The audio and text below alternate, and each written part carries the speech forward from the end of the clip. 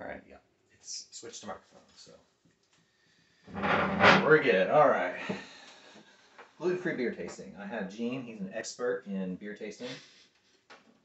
Just kidding. He's going to tell me if it tastes like real beer or not.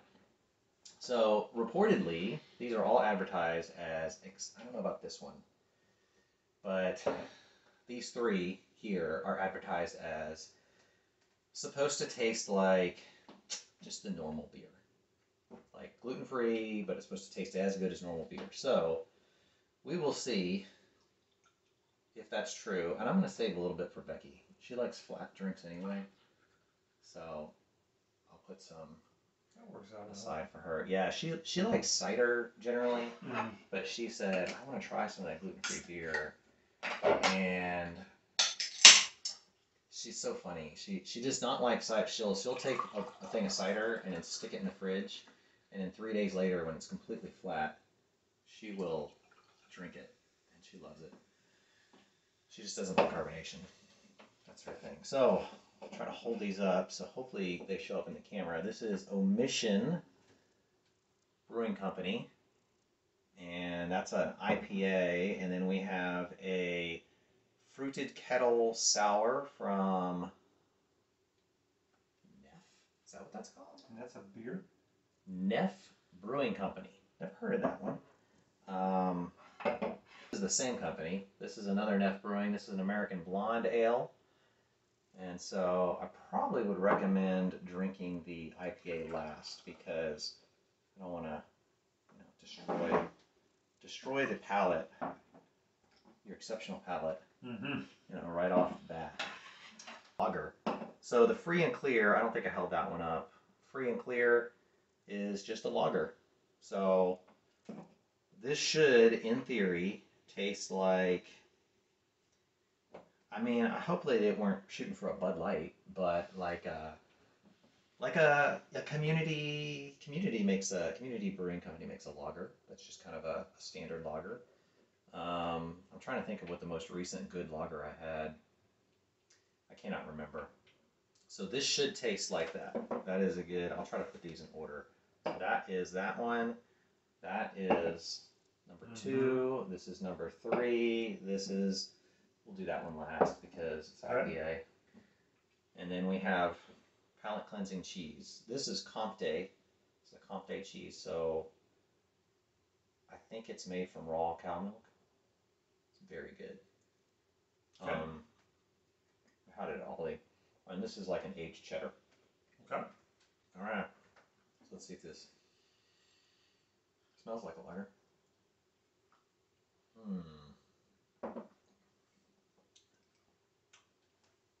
That's kind of fruity.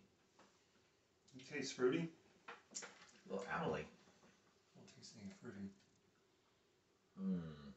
Tastes like your standard gluten-free beer. Okay, there you go. Very average. Which? No, it doesn't sound mean it's average for me. It's not bitter. It's not super bitter. It's pretty drinkable. Yeah. But it's not great. And to be fair to this one, this probably sat in my fridge the longest. So it's probably oxidized a little bit, even though it's in a can. Oh, okay. Well, that's a pretty common beer. Yeah. A lot of people like that one, so. All right. All right, so now we have an American Blonde Ale. So this is, I mean, you got your regular lager, blonde ale. This should, in theory, I would argue, have a little bit more body than the lager. Okay. Since it's an ale instead of a lager, but it should be pretty light. Definitely smells a lot like the lager.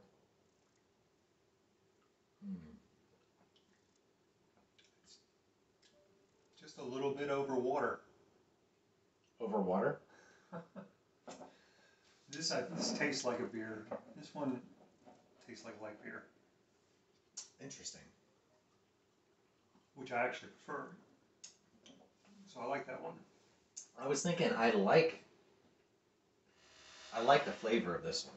It is very light. It's extremely light. But if what you want is a light beer that tastes like a beer, this is pretty. Man, what is the ABV on this? I wouldn't think it's very high. 5.5? That's really good for 5.5 and such a light beer. Boy. So American Blonde, very. This looks like some kind of a raspberry fruit drink. Fruited Kettle sour. So I mean, a normal beer that was a fruited kettle sour, I would expect to be. I mean, it's a pretty big range. So it could be anything from a light fruit flavor, but you're gonna have some tart in there. And this one's raspberry, so you definitely should get some raspberry. So let's see. Looks like communion grape juice. Smells a little bit like wine. Yeah. I smell the raspberry. I don't get. Tastes like a wine cooler.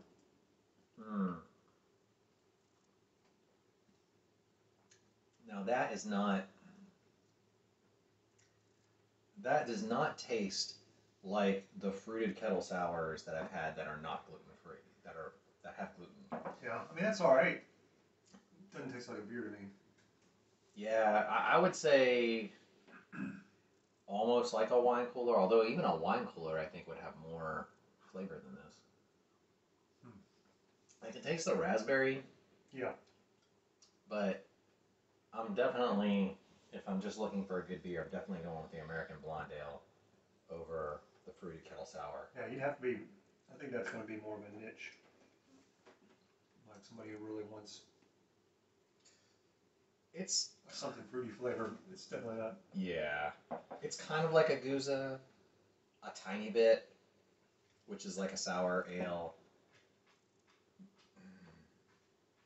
And I'm used to there's some, as you might say, picking it out of your teeth in the kettle sours. They're a little more hefty than this. I mean, they're not really heavy generally, but this is like pretty, like, it's almost like flavored water. You know, like if you could imagine one of those like sugar packets you put into just water because you don't like to drink water by itself. Right. And I put that. that. Yeah, I guess that's a good point because it's not as strong as it doesn't taste. What's the alcohol content of that one? 5%.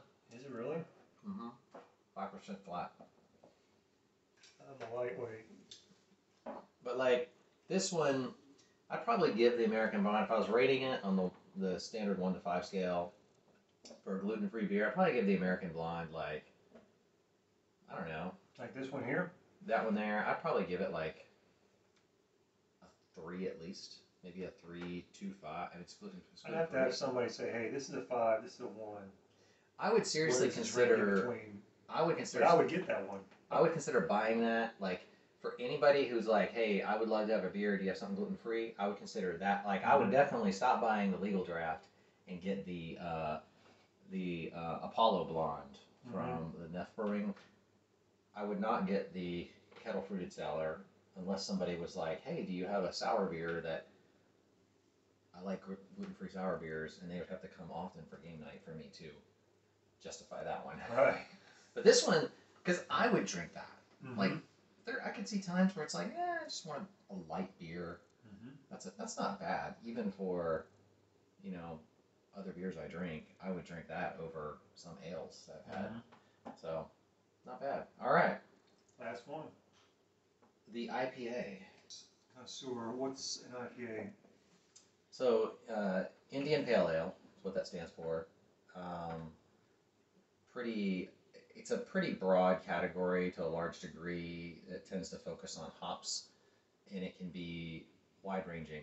So you have sort of your West Coast or Midwestern IPAs, which tend to be focusing on bittering hops a little bit more, and people that really like. I guess you can hop things different ways because there's hops that are very fruity, and then there's hops that are bittering, or not just straight bittering, but like have a certain sort of bitter twist to how they do it. And different folks like different ones. I like some on both sides, but if I had a preference, like what they typically call New England IPA, which tends to be a lot more fruity hops, I like those more. Okay. So this one would be. Usually, you can smell the hops off the top. I'm not good at identifying what hop is being used. I would say that this aroma tends to, it feels familiar, like more akin to some of the traditional hops. In my head, I'm like thinking Amarillo, but I don't know that my smell is that good. So we'll look on the bottle here and see if they say what kind of hop it is. Crafted. That's interesting. It says the gluten content of this beer cannot be verified, and this beer may contain gluten. That's an interesting disclaimer on the bottle. Even though it's advertised as a crafted to remove gluten, I guess they're just not. They're Crafted hedging to remove it. Interesting. They're hedging their bets. Yeah, So they are. 6.7. It does not say what kind of hop they use. I could probably go online and find out. So I don't know. Basically, I would guess that it's typically a bitterer, like more of a Midwest Western hop.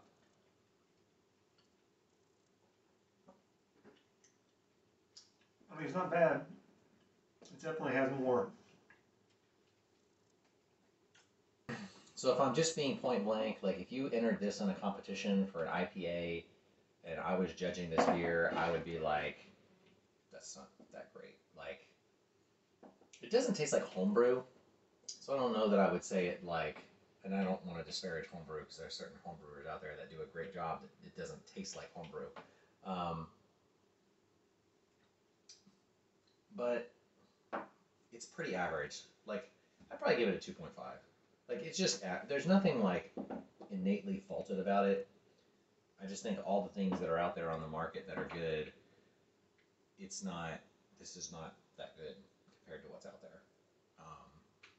And so, if my camera shakes, it's because my cat is walking right by the camera at the bottom. On the table, where he shouldn't be. Get off the table, cat. So obviously, I think my choice would be the second one we had, this one.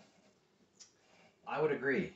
And so, for someone who said that they didn't have a good palate, I would say you have picked the beer out that I think is the best beer of these four.